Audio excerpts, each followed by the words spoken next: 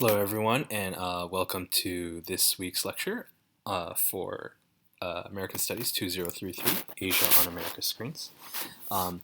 This week we'll be talking about stereotyping Asia, and let's begin. So first off, I want to do a little admin, but let's see if we can do the admin sort of at the same time as we're talking. We can try anyway. So I'll try to incorporate different lessons or things that we're going to be talking about in today's lecture into our discussion of the admin so as to make it a bit smoother. So first off, let's just talk about the course schedule. So the syllabus, I've readjusted the syllabus and the course schedule for this semester because of all of the adjustments that we had to go through because of class cancellations, which is too bad, but it's okay. We're still here and we're still working it together. So basically, we did have a class on January 22nd, but most of you were not able to attend, or many of you had not enrolled, so we bumped that forward. And then I redid that lecture last week. And then this week, we were originally supposed to do next week's lecture, but what I've actually decided to do is to kind of bring next week's lecture this week's lecture, Imagining Asia, and putting it together with Stereotyping Asia. So actually, you have quite a bit more readings and films to watch, but we don't have classes next week and the following week. So these two classes have been canceled by the university, and so there's not going to be any online lecturing either. So what that means then is we'll actually be extending our classes into May. So the last 2 weeks of class will be on May 6th and May 13th. So that's where we're going to make up those classes. So I'm going to walk us through that real fast. But what that means too is we're still going to have class on reading week, but also that changes some of the deadlines. So we're still going to have a midterm due on March 26th at noon. Okay, and I want you to submit that on Moodle through this link as a Word file, so like .doc or .docx, okay? And the final will be due on May 20th at noon, okay? So noon is 12 p.m., right? That's like during the daytime. Sometimes I'll have students try to submit things and say, oh, I thought it was 12 p.m., which is at night, and it's like, no, that's during the day, okay? All right, so, and that's due on May 20th. So on the last day, we're going to have presentations. All right, so let's go through the schedule fast. So basically, the first two lectures are talking about the ways that Hollywood sort of, from its very early beginnings, right? So already kind of uses Asia and people in Asia as a sort of topic of representation for its stories, and also for things to kind of show on the big screen as a sort of moving image. So Asia becomes a sort of subject matter that gets used to kind of tell stories, but also kind of get people excited to go to the movies. You know, it becomes this kind of location, whether that's real or imagined, you know, that kind of is used to intrigue audiences, and as a sort of exotic kind of location, and also people that's used as a subject, you know, to draw audiences in. Okay, and then obviously that there's a lot of arguments about, you know, why it is that it gets represented in certain ways, and that's sort of what we're going to be talking about, you know, for the entire semester. So that's why this is actually an American Studies course, because looking at representations of Asia on America's screens tells you a lot more about America than it does Asia, especially because, you know, this kind of idea of what is Asia is always going to be something that's kind of nebulous. You know, where is Asia? Where does it start? Where does it end? What counts as an Asian? You know, when we say Asia, do we mean East Asians? Do we mean, you know, South Asians? You know, and when you say Asian, it means something different everywhere you go. Okay, especially because it's like the world's biggest continent and has the most people in it. So there's something about the way that Asia gets represented that says a lot more about the people who are representing it. Okay, so with that in mind, then the first couple lectures are about, you know, the kind of way that representing or claiming to represent Asia becomes a sort of way of asserting, or claiming power over Asia and Asians, okay, or at least as a way to sort of navigate or negotiate a power relationship. Now, I think that so one of the discussion questions for last week was asked by Lai Ying, okay, and the student says, correct me if I'm wrong, Orientalism is a mode of discourse by which the West enacts and solidifies their power over the Orient through defining what the Orient is, meaning that the Orientalism is a concept entails an unbalanced power dynamic. Okay, so perhaps I misspoke last week. I'm not sure. I'd have to listen to the video again. But it's not just that Orientalism is a mode of discourse that enacts and solidifies power over the Orient. Like, it's also that it's a way of kind of generating power. Okay, so it doesn't necessarily have to always be a sort of unbalanced power dynamic to begin with in order for it to be Orientalist. Okay, so the argument that Lai here is making is that today China and America are arguably neck and neck in terms of power. With that being said, if a present-day American filmmaker acknowledges the complex dimension of otherness of China in his film, is he still, or she, or they, still being Orientalist? Okay, all right. So I think that by acknowledging complexity, it's very different from being for conducting or doing Orientalism. But at the same time, I think that just because two nations, right, are both, superpowers, in a geopolitical sense, that doesn't necessarily mean that the way that one depicts the other is not a form of kind of discourse that is used to exert or enact or even kind of generate control or power over the other. Okay, so for example, right, let's say you're in the schoolyard. I always like to go back to this schoolyard kind of metaphor, analogy, I guess. And let's say that you are talking with someone else, and you and this person are equals in every way conceivable at very least, right? But then perhaps one way to gain an edge, over this person in some sort of competition is to start calling them names. To say it's like, oh, like sometimes when people play sports or whatever, they will talk trash. And by talking trash, like saying, oh, you suck, you're terrible, you're very bad at this, you are sort of diminishing their power, even though, ostensibly you are at the same competitive level. Okay. So by making claims that is about another, you are sort of justifying the use of power over that group.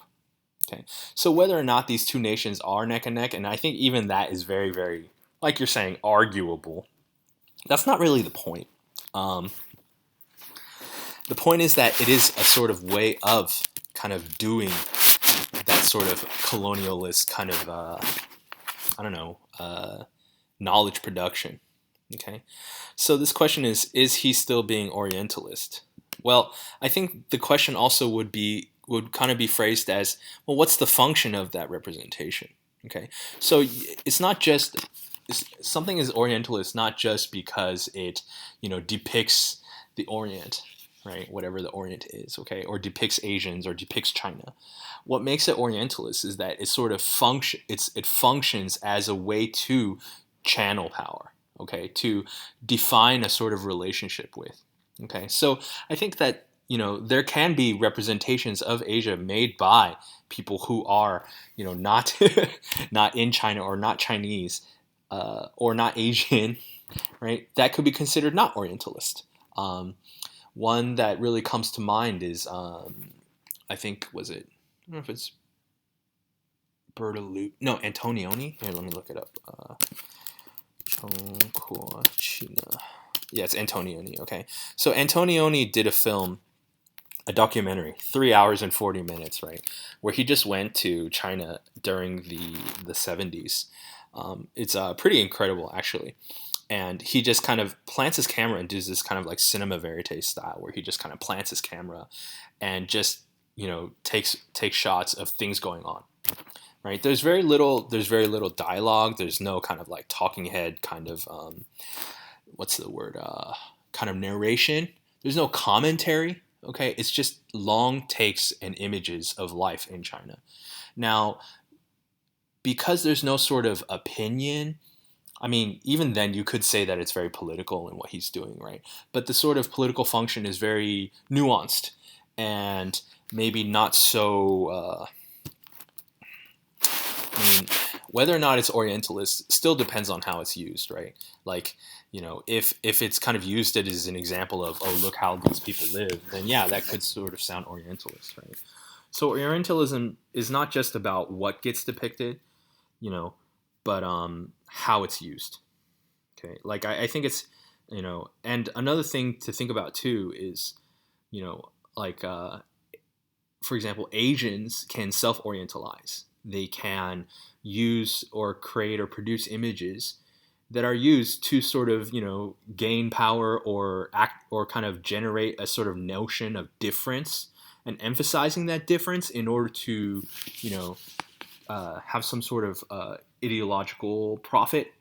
Okay, one example I think is there was a cook, like a famous cooking show host. I think his name is Martin Yan, something like that. I think it's Martin Yan or Yan Can Cook. Right? Yeah. Okay. He's a chef, right? And this guy is like a Chinese American. Okay, I guess he was born in Guangzou, but he spent a lot of his time, almost all his time, growing in the U.S. Right? And he had a PBS cooking show called Yan Can Cook. Right? And he would just really ham it up. He would really kind of like, make himself seem very, very Chinese or very, very, like stereotypically. Okay, we're going to that word, stereotypical. Chinese, like, he would put on this kind of fake accent. Even though he probably, like, according to what I've heard, is his English is, perfectly fluent. Right? So there's something about self-orientalizing where if you're sort of, reifying a certain type of relationship, between East and West, or self and other, or in order to sort of let's say, well, I don't want to say that Martin Yan is trying to like like justify colonialism, but I would say that his cooking show probably profits from a belief by his mainstream white American viewers that Chinese cooking is really, really, really different. And it's so different that you need some sort of local expert who's super, super Chinese to teach you how to do it. Right. And so it's like it becomes like a source of authority for him, to be Oriental. Okay. He becomes, sometimes people call it like a native informant, where it's like, oh, because I'm a native, I'm a local, then I have some sort of authority to tell you what it is. So even then, like a self-orientalizing kind of move can actually get him more funding, more viewers, more people, who are buying his cookbooks and that kind of thing. Okay. Let's see. Yeah, and I think that this point is quite interesting. Yeah, and we're gonna talk about this today too. Is that whether or not a difference is feared or erased, right?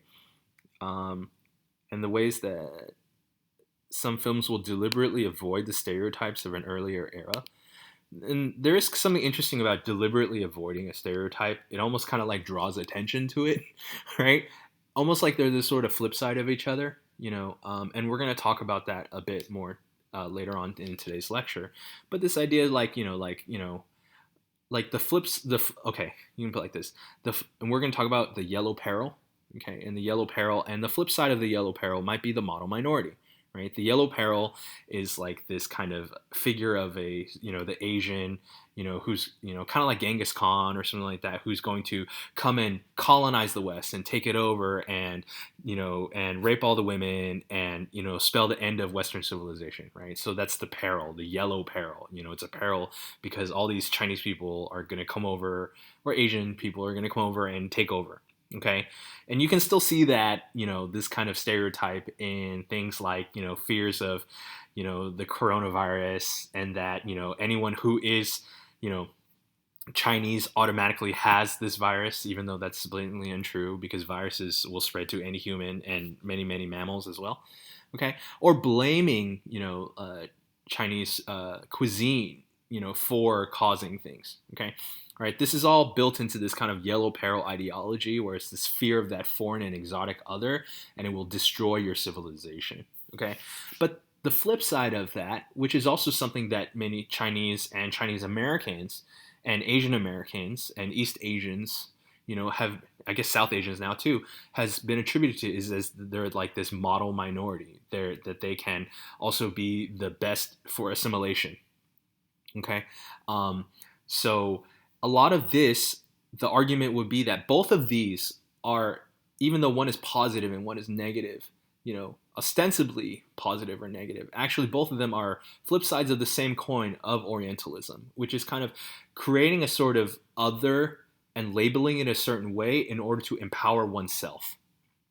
Okay, so I think that's a very important thing to understand about Orientalism is that it's not just a way of, you know, solidifying power over others, but also a way of sort of solidifying or generating a sense of self. Okay, kind of like I don't know. There's this kind of like pithy kind of term I've heard many times before. It's just like some people can only be tall by cutting off the heads of others, right? That's a kind of joke, I guess, or I don't know. I don't know if it's a joke. It's a saying, right? And I like to say that sometimes when I think about like why people bully other people, and it's like because the way that you feel more secure about your own position in the world is by defining the position of others, so that you can know yourself in relation to that, right? So if it's like, and this goes back to our discussion about Orientalism, right? The West and the East. The West can only understand itself in relation to the East. So it's the opposite of East. So if I define the East as something, then that means that I am the opposite of that something. Okay, and that's how Orientalism works. It's a way of orienting oneself by defining what the other is. So whether or not you are the most in power or the least in power, and even then that's going to be marginally arguable. Okay, it's still a sort of, you know, using generalization stereotypes in a very unrigorous study, or arguments to prove that the other is something. Okay, in order to make oneself something, right? So, how do I rephrase this in a good way? I will make myself by telling you what you are. Okay, that is sort of the linchpin, I think, of Orientalism. Now, could you say that that's only Orientalism? No, you could say that that's the forms of a lot of discrimination, and kind of bigotry, I guess. But at the same time, the reason we talk about it in terms of Orientalism is because Orientalism was a sort of mode of discourse and a form of knowledge production that went on for centuries, and was a big part of the sort of colonizing, missions of European and American kind of colonial powers. Okay, um, so let's see. Lastly, this idea that American films set in France seem to, also kind of create meaningless motifs, but this draws far less attention from academia, like in Before Sunset and Ratatouille. Okay, well, I think one thing is like the history is a big deal. So first of all, like I think what's her name? Is it Julie Delpy? Delpy? Okay, in Before Sunset actually is French. Okay, so I don't know like whether or not that's a big deal. Ratatouille, yeah, but they're like obviously Americans, like in the the way that they talk in the film. But at the same time, there isn't this history of I think there are some stereotypes against French people in kind of American, popular culture, but not in the way that it has been so, not in the way that Asia or Asians, have been so negatively or, othered by Hollywood and in popular culture in the West. And I think that that's a big thing is you can't neglect history, you know, um, especially when so much of France, and French history is kind of reified in the United States, like, barring very recent kind of, 2003 kind of rejection of French fries as freedom fries. Other than that, like pretty much Americans liked, okay, and I'm stereotyping here, but my sense is that Americans like to make fun of the French for being snobby, but at the same time also think of the French as being very, very, like high cultured in many, many ways. Okay. And that this is a sort of stereotype that the United States and Americans have about France. Now, there's a long history of that, whether that's Chanel, or whether that's the Eiffel Tower or French wine, okay, or French food, right? And so, like, that dynamic and that history of that popular discourse weighs against, what could be considered to be a, meaningless motif made by America, right? And so that's why a lot of the kind of work that is done on Orientalism is historical and studies the sort of discourse and popular culture, and the discourse of popular culture throughout, the last, 100 to 200 years. So that's why, like we're watching these films from, 1915 or these early cinema, because it's also, as an American Studies course, it's also about the history of American representation of Asia. Now, if you're asking about whether or not it's still happening today, I think that's an interesting question. Like for example, I'm asking you to watch American Factory. So you'll be watching American Factory on. Okay, let's go back to the Moodle course. And this is all in the syllabus too, which is available for download. Okay, and I've updated it and everything. Okay, but we're gonna watch American Factory, the documentary by Stephen Bogner and Julie Reichert. I'm really bad with pronunciation, whether that's English or in Chinese. Okay, so forgive me. Which was actually produced by the Obamas, but would you say that this film is Orientalist? It does represent people from Asia in a certain way, but then it also represents Americans in a certain way. So I do think that it gets more complicated with time, especially as the discourse gets kind of incorporated. Whether that's like classes like this one, right, or like even campaigns like Oscars So White and stuff like that. Okay, so with that in mind, I'm going to do a little bit of admin right now and explain to you the way that the course is going to get broken down in terms of our assignments. So first of all, one thing I want to do first is I want to thank Lili. Did I say that right? Okay, so I apologize again if I mispronounce your name. And hopefully when the time comes, we will have our opportunity to meet in person. But for now, we will have to just, discuss in the forums, and I'll try to respond whether in video lecture or, in the forums themselves. But I would like all of you to sort of take, Lili's activity as a sort of model, right? Like a model minority, okay? And conduct your in-class participation, okay? By talking in the forums, okay? So your in-class participation is going to be 25% of your grade. I know it's a lot, especially for doing something like writing in a forum, but there's not much I can do about this because our classes have been canceled. But it could be an opportunity to really work on your written kind of articulation of your thoughts and ideas, but also working on your, I guess, online persona. As the world gets more digital, and even now we're seeing, like, I just recently saw an article posted by Professor Gina Marchetti, who we'll be talking about today, actually about how China, actually no, I think it was posted by Michael Berry, another professor, okay? But yeah, I don't know, Facebook I guess is for old people, and a lot of academics are on Facebook posting articles about things, so that's where I get a lot of my academic information. But anyway, the article was about how the coronavirus has brought about a sort of epidemic.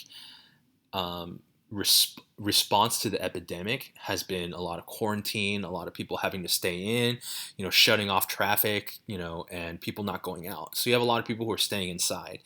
And because of that, many people are getting entertainment, for movies and that kind of thing by doing more streaming online, like whether that's on their laptops or like you are right now, streaming our lecture. Okay. So,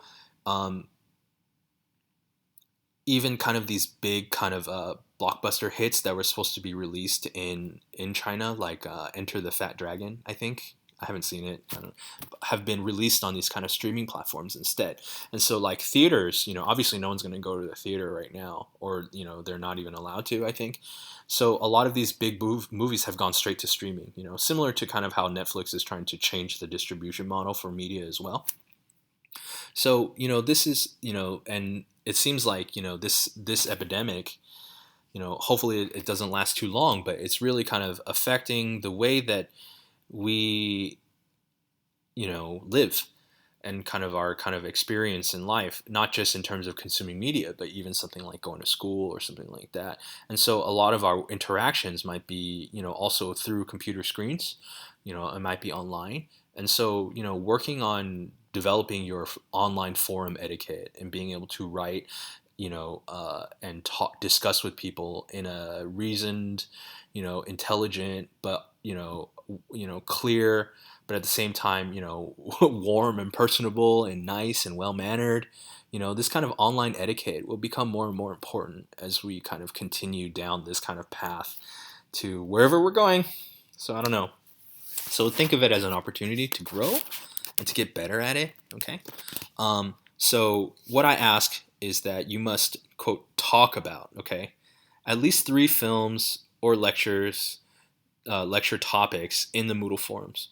So basically, after each lecture, I'm going to put a little forum below the lecture video. Okay, so in this case, I posted a forum after last week's, and then so then Lili posted in this one after I asked her to, asked him, her, not sure, okay, they, to post in the forum, okay? So after this lecture, then I'll be posting, after this lecture, I've already added the forum. And then so for that week then, and actually this will be for February 12th, but also February 19th and 26th, you can post in there. And you can discuss, what we're talking about right now in this lecture. You can discuss the readings. You can discuss the films. You can ask questions. You can give answers. You can respond. I've also put in some questions. So if you want to talk or respond to those as well. And I hope that you'll respond to each other. I will moderate, and I'll also kind of interject or ask questions or try to get the conversation moving along. Okay, so. You have to at least interact in 3 of those forums at least, okay, to get full participation, okay? Ideally, I'd actually like you to interact more, okay? Another thing is you have to, okay, so before I get to this part, you have to participate in all the online polls and you have to read the forums, okay? So that means is all your activities on Moodle must be completed. So I hate to tell you this, but I've got this kind of like secret kind of like reporting system you got going on, I have here, okay? So I can basically see everything that anyone who's been in this class, who is part of this Moodle course, okay, has done, okay, and is doing. So if you click on a forum, I don't know for sure if you read it or not, but I know that you clicked on it and opened it. I don't know if you read the reading, but I know that you clicked on it and opened it, okay? And so it's like, for me then, I can't guarantee that you're reading it, but at the very least, I can guarantee that you're clicking on the link, okay? And I don't know if that helps me or hurts me, because I don't want you to just go through and click, click, click, click, but at least, like, that's one basic thing that I can do. So it's not just me who has this ability. All of your course administrators in Moodle have this ability, and they always have had that ability, okay? But the point is that, yes, you need to do the forums.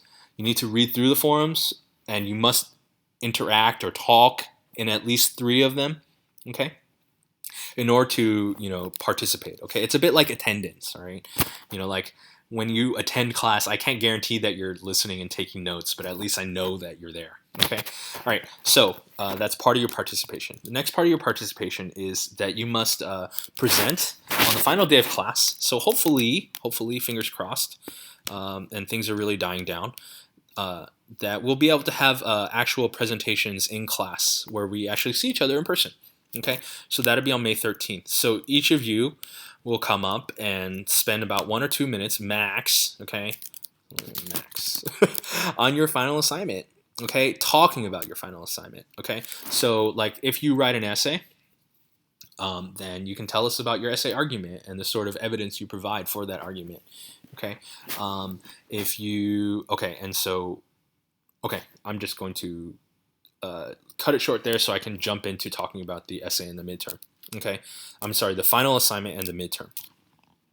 But yes, there will also be an online poll at the end of the semester at least, and I may put up other online polls, so you need to vote in all of those in order to get your full participation grade. Okay, so yeah, your participation is 25%. It's kind of like attendance. It's also like you're going to participate by doing things online. Okay, and I want you to kind of go through everything, read it, listen, read, listen, okay, to what your classmates are saying about this stuff. Try to interact with them and respond if you can. Okay, and let's talk about the midterm.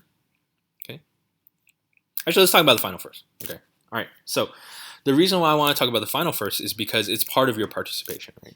So part of your participation is that you will have to offer you will need to present on your final assignment. So you're going to tell your classmates, spend 1 to 2 minutes on it, explain to your classmates what, you're doing for your final assignment. Okay, so your options for the final assignment is you can, one, write an essay. Okay, so that's 1,200 to 1,600 words. Okay, and this essay can be like a research paper where you sort of like, do some, you do some research about, like a trend or something having to do with Asia, representations of Asia on screen. You can do sort of history.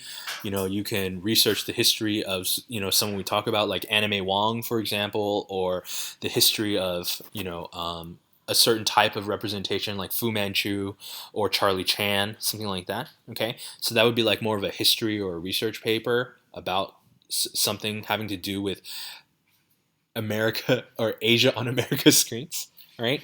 Another possibility is you can do something that would be considered like strictly like a film studies essay, where you would do a sort of textual analysis of an essay, of a film, and it's sort of or any kind of other media or screen kind of depiction that includes Asia or claims to depict Asia in some sort of way.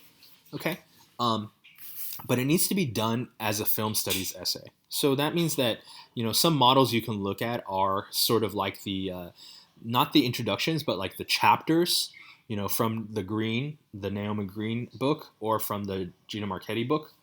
But basically, it needs to be sort of a close reading, textual analysis, and interpretation of that screen representation. Okay, and another possibility is you can do a video essay. Okay, so the video essay, instead of words, it needs to be at least 10 to 12 minutes. Okay, and you would kind of record this essay very similarly to how you would actually write an essay. It needs to have an introduction, conclusion, and argument, and you need to provide evidence. Okay, so what's kind of cool about a video essay is that you can and probably should use graphics and images. It can be similar to like this screencast, for example, where I kind of put up evidence or kind of markers or kind of details like in a PowerPoint. But what's obviously, I want yours to be much more polished than mine. Mine is just one take through. Okay, you're going to be editing it together to make it more polished. Okay, and another thing too is you can use footage. Okay, so if you want to talk about like a scene from Broken Blossoms, you can put that up on the screen and then talk about it and talk about interpret this particular scene for the viewer. Okay, so you don't have to shoot any original footage. All you need to do is just record a voice. Okay, and talk and kind of give your argument and your evidence, and then you can include some sorts of footage or different things for kind of evidence. When the semester later on in the semester, I'll send you some examples of video essays that have been done like by film scholars, so it's kind of a cool new way to do it.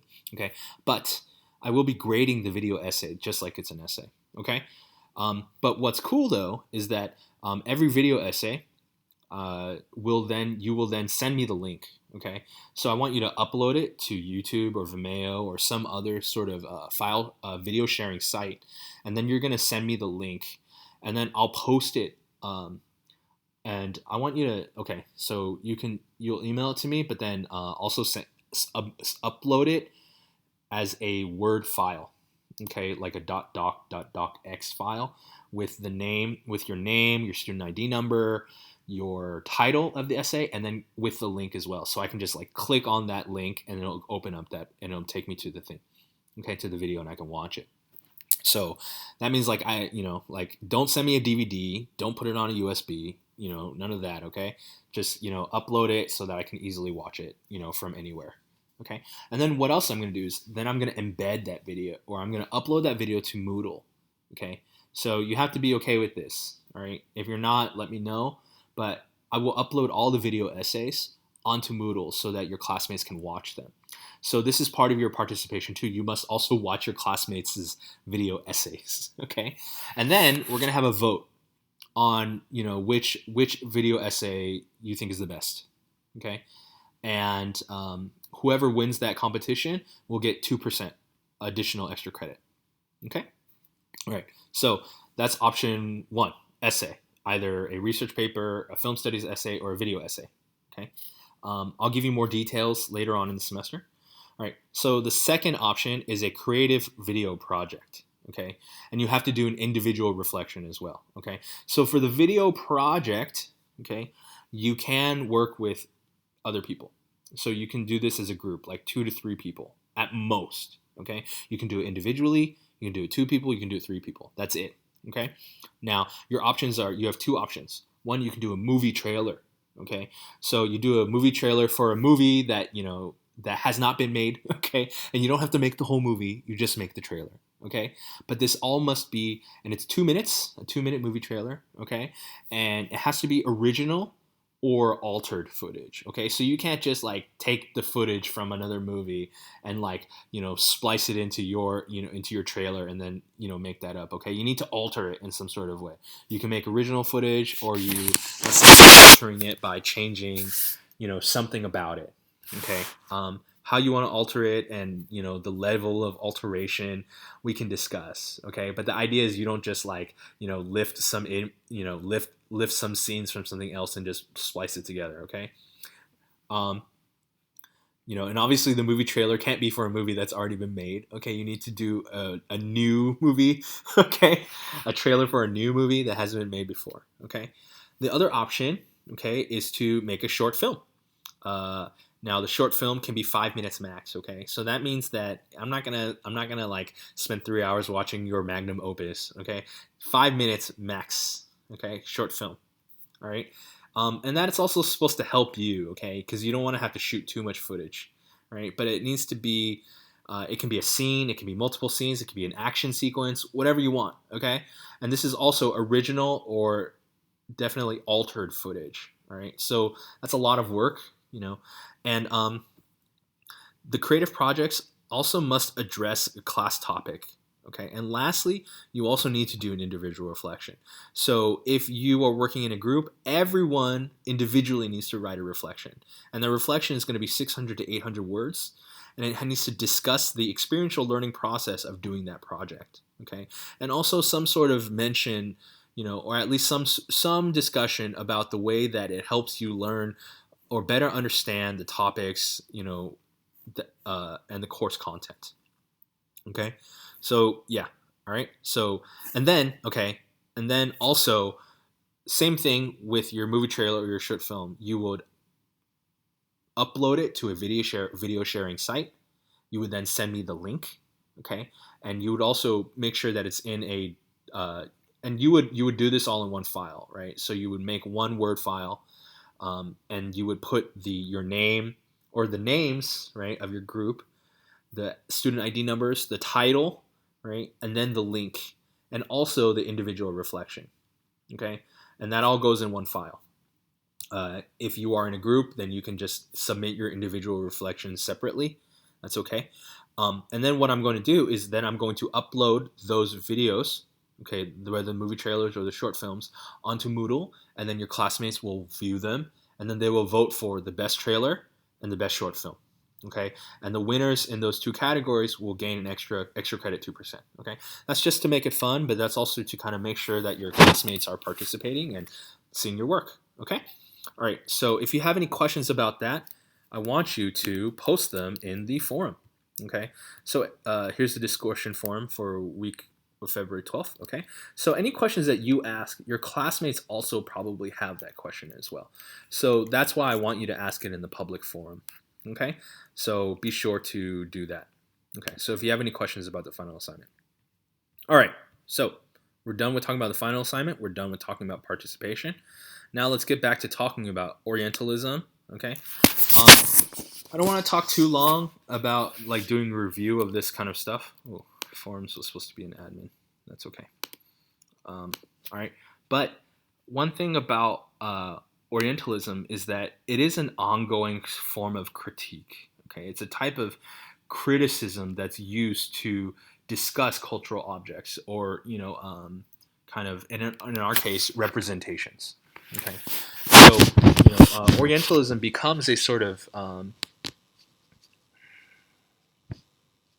very common way to kind of uh, make a critique of the ways that a cultural text is representing, like Asia or Asians. Okay, um, so and that's something that you'll see that's quite common, like on like on the web now. So and a lot of what we're learning right now for these first couple of weeks is really a sort of a critique of this kind of representations by Hollywood, and how they sort of, not only are they maybe racist or sexist, but also in the ways that they are representative of sort of ideological norms that were dominant in the industry. Okay, so this type of critique uh, is something that I think is important to be able to do.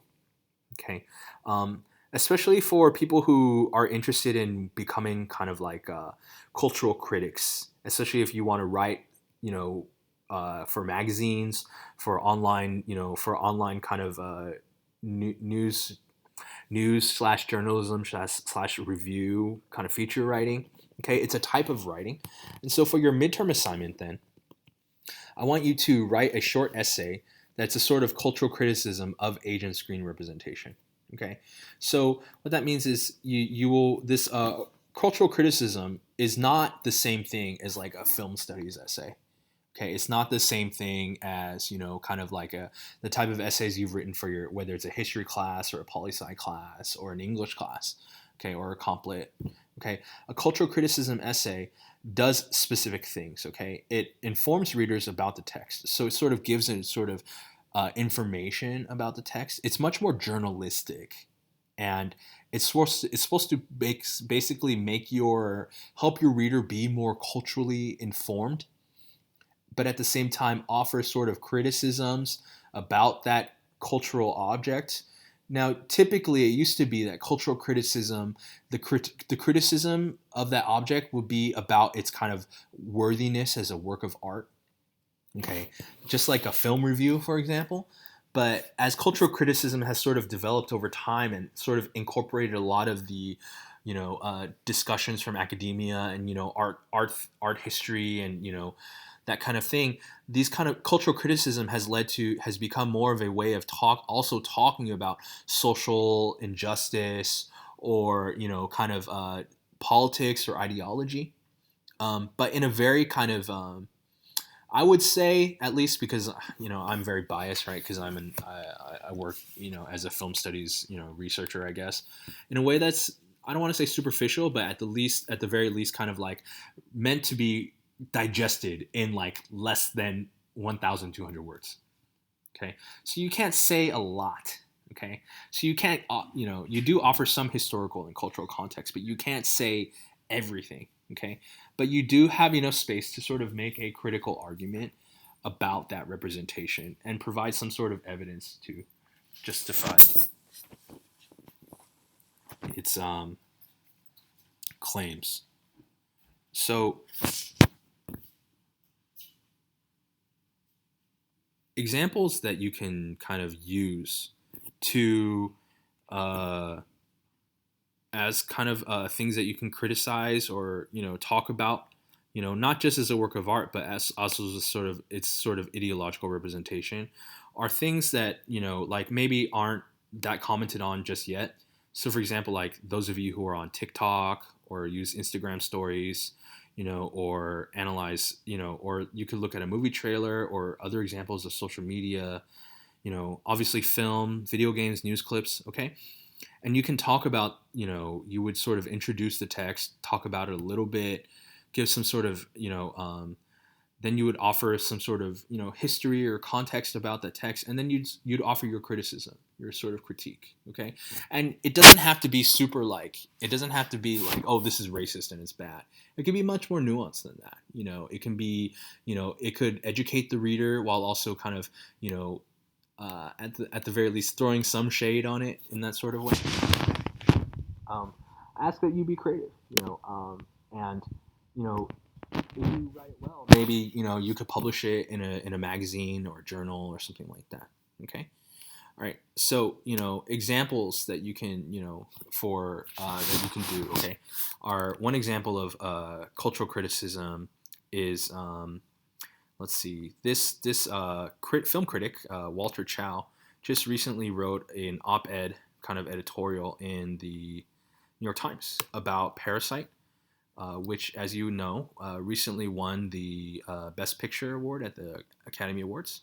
Okay, and if you look at the title, okay, so I've used up all my. So neat trick is if you use up all your reading, if you've read all your set articles in one browser, you can open it in another browser and read it. Okay. So Walter Chaw is a film critic, right? And he says, even though Parasite won, Asian Americans are still losing. Okay. So obviously the headline is always going to be a bit more, I don't know, trying clickbaity, I guess is the word, right? But he's trying to say it's like, even though Parasite is like a big moment for like the Korean film industry, it doesn't do anything for Asian American representation. And he gives a sort of explanation for why that is, and why, and basically cultural criticism is always trying to influence the sort of public opinion about something.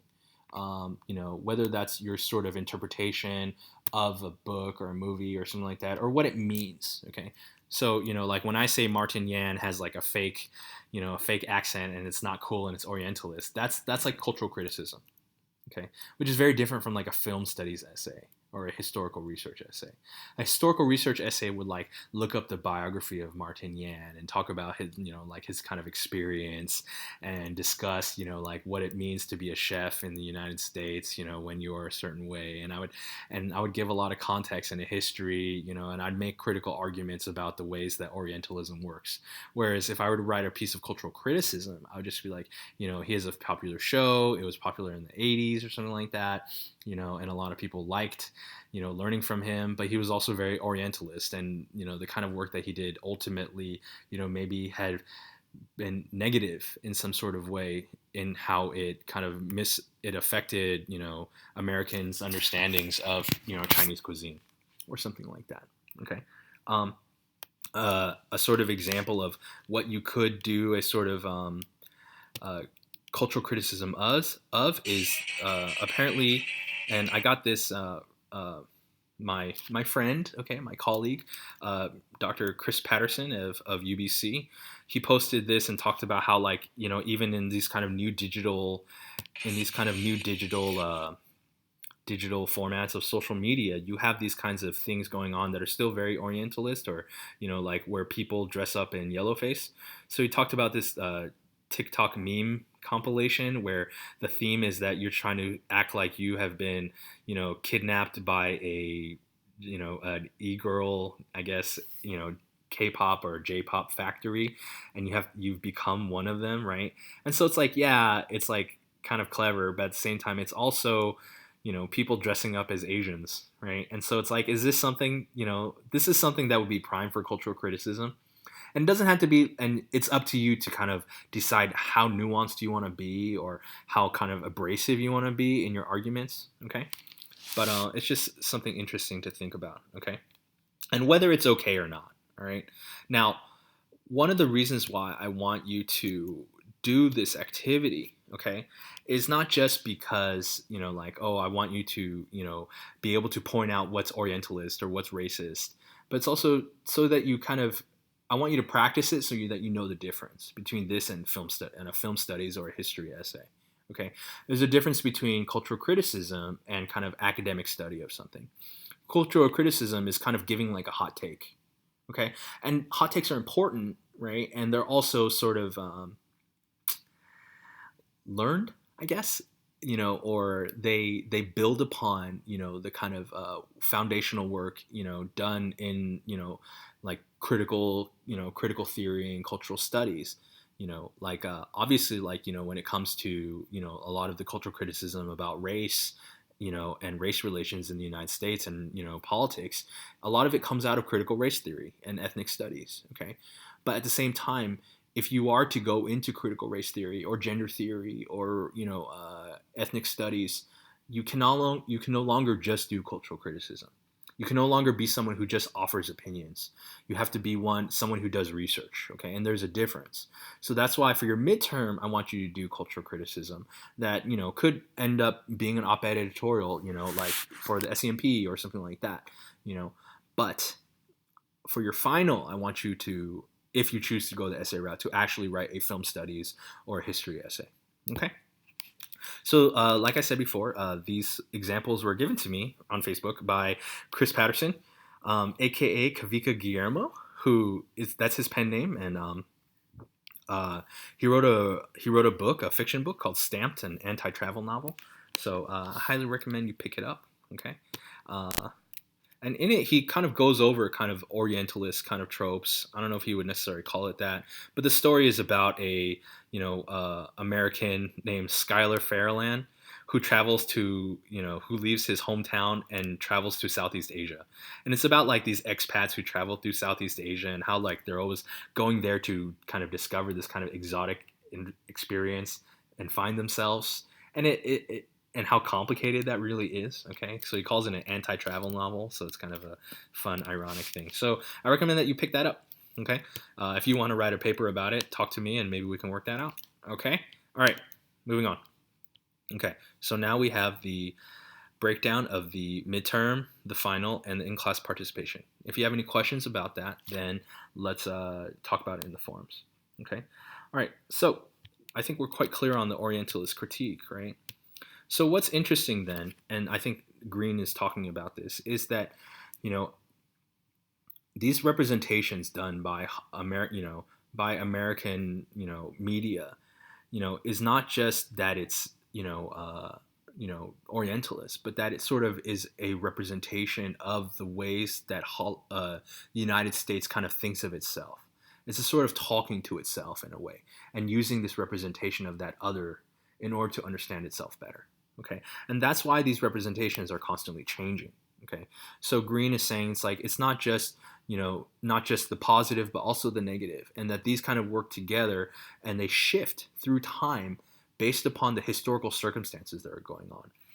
So you'll see, right, like in the way that we've kind of structured the course is like the early cinema that talks about Asia, a lot of it is about like stereotypes, right? The first ones is like, oh, this exotic land like we see in Grass.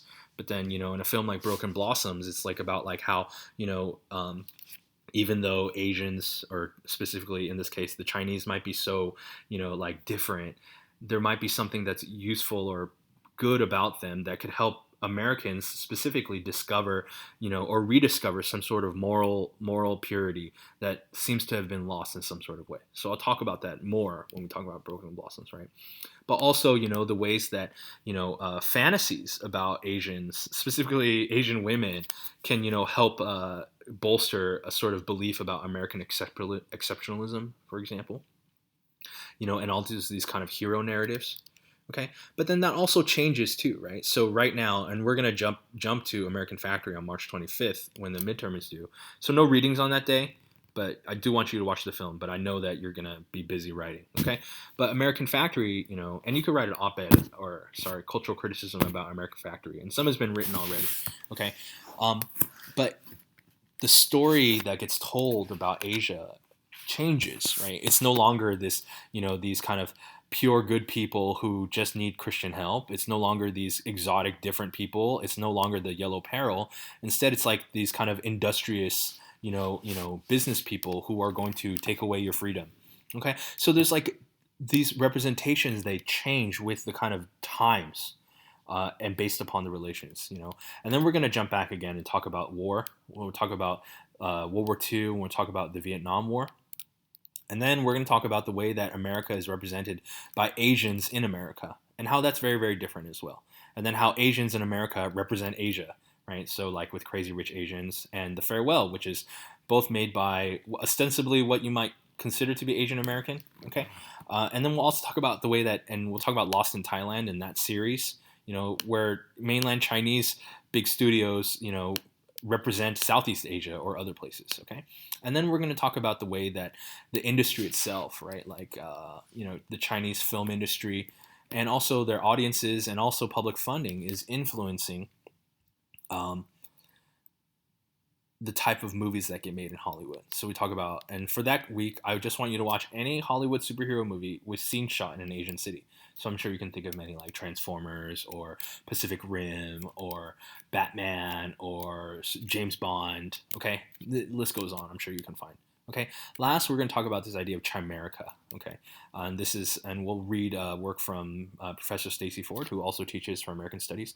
We're talking about American dreams in China. Okay, and we're going to talk about this idea of the chimericization of American dreams. Okay, all right. So I hope you see from the schedule that the ways that these representations work, building on what Naomi Green is saying, is they're not always the same because the relationship between the United States and China is not always the same. Okay, all right. So let's jump ahead. Okay, I know this is taking quite a bit of time, but if I don't get to cover all this, because I don't want this to be too long, I will cover more later on. Okay, I'll do another lecture. I think maybe that's probably the best thing to do. So let's stop for now. Okay, and then I will record another lecture talking more about Broken Blossoms and also romance and the yellow peril and the types of stereotypes that get used and why. Okay, all right. So that's it for now. I'll record more later. Okay, all right. Bye.